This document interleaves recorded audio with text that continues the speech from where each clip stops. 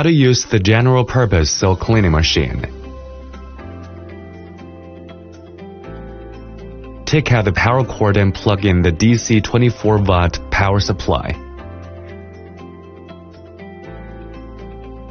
After connecting the power supply, fill the water tank with clean water and pour it into the settling tank. Do not exceed the specified water level when adding water. The body of the machine adopts intelligent induction. The machine stops automatically when people leave, and the brush is blended with imported DuPont nylon and new materials developed by the company, which has strong durability. Use the dirt suction device regularly to clean the sediment in the machine. Click the suction switch to control the operation of the suction device. After the suction is finished, manually pour out the sewage in the tank. Replace the water absorbent pad regularly.